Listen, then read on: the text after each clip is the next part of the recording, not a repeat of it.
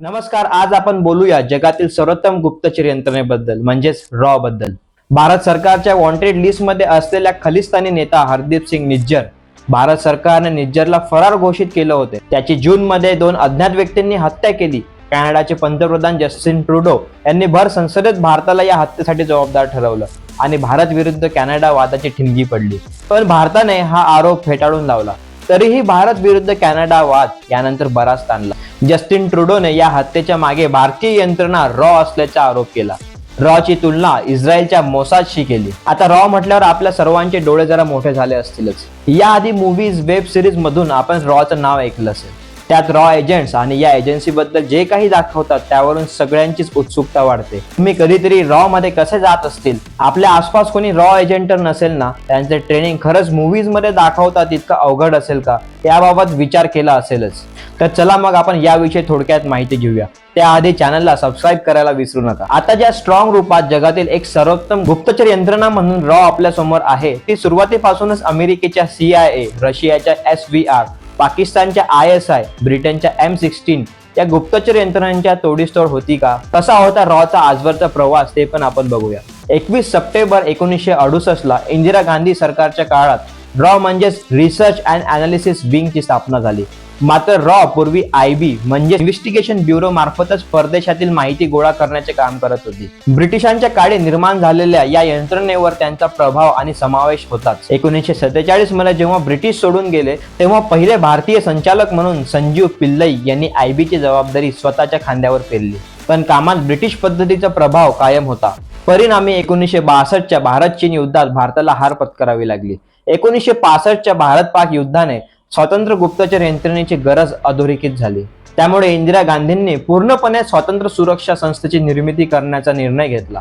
त्यामुळे IB चे उपसंचालक RN काओ यांनी रॉ ची ब्लूप्रिंट सादर केली आणि रॉ चे अस्तित्व बघता बघता अवघ्या जगासमोर आले. धर्मो रक्षिती रक्षिता, अर्थात धर्म जेव्हा सुरक्षित असतो तेव्हा तो संरक्षण देऊ शकतो, असं रॉचं ब्रीद वाक्य आहे. आणि स्थापनेपासून देशाच्या सुरक्षेचा आणि संरक्षण करण्याचा धर्म रॉ पाळत आहे. पहिले सचिव म्हणून RN काओ यांची सुरुवातीच्या 9 वर्षातच रॉच्या कामगिरीचे झेंडा अटकेपार नेला. एजन्सीचे प्राथमिक कार्य विदेशी गुप्तचर माहिती गोळा करणे, दहशतवादाविरोधी प्रसार, भारतीय धोरणात्मक सल्ला देणे आणि भारताच्या परकीय धोरणात्मक हित संबंधांना पुढे नेणे हे आहे. भारताच्या न्यूक्लिअर प्रोग्रामच्या सुरक्षेत रॉचा सहभाग असतो. रॉची कार्य पार पाडण्यासाठी मुख्य अधिकारी म्हणून सचिव असतात.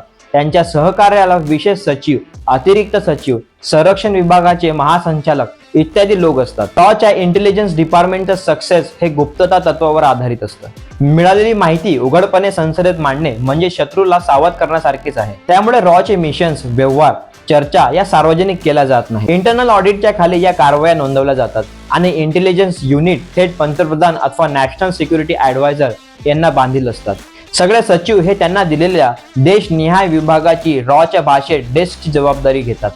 रॉच्या दिल्लीतल्या मुख्यालयात इतर देशातले डेस्क आणि स्पेशल ऑपरेशन डेस्क देखील आहेत. रॉच्या स्पेशल मिशन्स, इमर्जन्सी ऑपरेशनसाठी त्यांना विशेष विमान सेवेची सोय देखील असते. पण म्हणून कोणीही एजंट कधीही या सेवा वापरू शकत नाही. विशेष सचिवांच्या नेतृत्वाखालीच याचा वापर होतो. आता रॉ मध्ये लोकांची निवड कशी होते ही एक फार इंटरेस्टिंग गोष्ट आहे. आपल्या मूवीज आणि वेब सिरीजने इतके छान रॉ एजंटच्या निवडीचे किस्से रंगवले आहेत की सगळ्यांना ते जाणून घ्यायची इच्छा असेल. सुरुवातीच्या काळात रॉचे आधीच ट्रेंड सिक्रेट एजंट्स होते. त्यांची मुलाखत घेऊन थेट भरती करून घेतलं जात होतं. सिव्हिल सर्व्हिसेस मधून पण लोकांची निवड व्हायची, पण आता ते प्रमाण कमी झालंय. 1983च्या सुमारास रॉच्या नियुक्तीवर घराणेशाहीचा आरोप झाला. त्यामुळे सिव्हिल सर्व्हिसेस मधून प्रतिभावान आणि स्किलफुल लोकांचीच निवड व्हावी म्हणून स्वतःचे research and analysis services RAS हे केडर तयार केले. रॉचे बहुतांश सचिव हे IPS ऑफिसर आहेत. अलीकडे UPSC परीक्षेत झालेल्या अधिकाऱ्यांना त्यांची इच्छा आहे तोवर रॉला सेवा देऊन परत त्यांना मिळालेल्या मूळ केडरमध्ये सर्व्हिस करण्याचाही ऑप्शन असतो. सिव्हिल सर्व्हिसेसच्या बाहेरील लोकांना पण रॉ मध्ये सिलेक्ट करतात का ते आपण पुढे पाहू.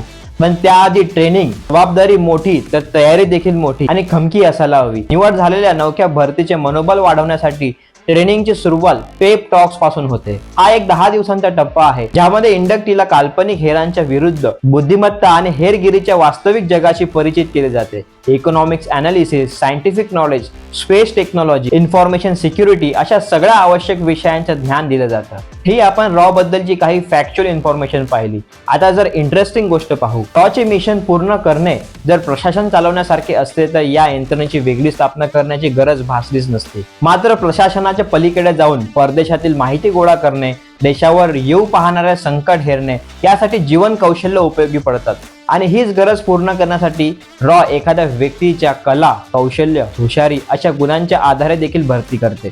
अशी कितीतरी उदाहरणं आपल्या समोर आहेत ज्याने देश सेवेत स्वतःला सामावून घेतले, स्वतःची खरी ओळख झाकून रॉ एजंट म्हणून काम केले. ते निभावत असलेल्या भूमिकेत इतके सामावून गेले की कित्येक जणांचे आयुष्य संपली, पण त्यांचे सिक्रेट मात्र गुप्तच राहिले. या ठिकाणी अशी 1-2 उदाहरणं पाहणं गरजेचं ठरतं.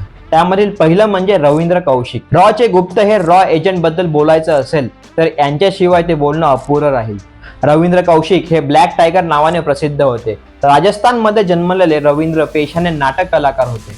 त्यांचा अभिनय एवढा उत्तम होता की ते भूमिका करत आहेत की खरंच बोलत आहेत असा पाहणाऱ्यांना प्रश्न पडायचा. त्यांची निवड होण्यामागे देखील त्यांचा अभिनय कौशल्यच होतं. लखनौमध्ये एक नाटक करत असताना तेथे नाटक पाहणाऱ्या रॉ एजंटची नजर रवींद्र कौशिक यांच्यावर पडली आणि तेथून त्यांचा प्रवास चालू झाला. 2 वर्षांचे अथक ट्रेनिंग, त्यात ते उर्दू भाषा शिकले. मुस्लिम धर्माचे शिक्षण त्यांनी घेतले. राजस्थानचे असल्यामुळे पाकिस्तानात मोठ्या प्रमाणात बोलल्या जाणाऱ्या पंजाबी भाषेत ते तरबेज होते. अवघे 23व्या वर्षी 1975 मध्ये त्यांना पाकिस्तानात भारताचा गुप्तहेर म्हणून पाठवले. नबी अहमद शाकीर नावाने ते पाकिस्तानात दाखल झाले. त्यांच्या धाडसाचं आणि शौर्याचं कौतुक करावं तितकं कमीच आहे. ते पाकिस्तानच्या सैन्यात सामील झाले. इतकंच नाही तर मेजर पदापर्यंत ते पोहोचले. 26 वर्ष देशापासून, फॅमिलीपासून दूर ते देश सेवा करत होते. मात्र त्यांची ओळख पाकिस्तान समोर आली आणि त्यांना 1983 मध्ये शिक्षा झाली आणि 2001 ला जेलमध्येच त्यांचा मृत्यू झाला. आपण बघितलेला एक था टायगरचं टायटल रवींद्र कौशिक यांच्या जीवनावर आधारित होते. ते सध्याचे national security adviser Ajit Doval यांना उगाच भारताचे जेम्स बॉन्ड नाही म्हणत. या पदावर रुजू होण्यापूर्वी 7 वर्ष त्यांनी पाकिस्तानात हेरगिरी केली. 1999 ला जेव्हा काठमांडू मधून दहशतवाद्यांनी विमानाचे अपहरण केले होते त्यावेळी या दहशतवाद्यांची निगोशिएशन करण्यासाठी भारताकडून अजित डोवल होते. 2014 पासून सीमेवर भारताचा अग्रेसिव्ह अप्रोच आपण बघतोय. सर्जिकल स्ट्राईक आपण अनुभवले. या मागचा चेहरा 78 वर्षाचे अजित डोवलच आहेत. आज आपण जी सिक्युरिटी अनुभवत आहोत त्यात अशा कितीतरी अननोन वॉरियर्सचा मोलाचा वाटा आहे आणि तितकाच अभिमान देखील एक नागरिक म्हणून आपल्याला आहे.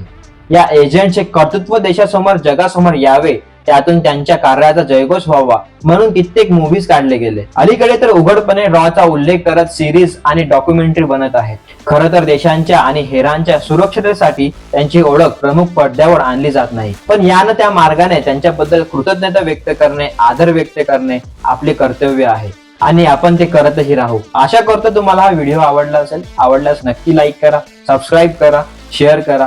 धन्यवाद.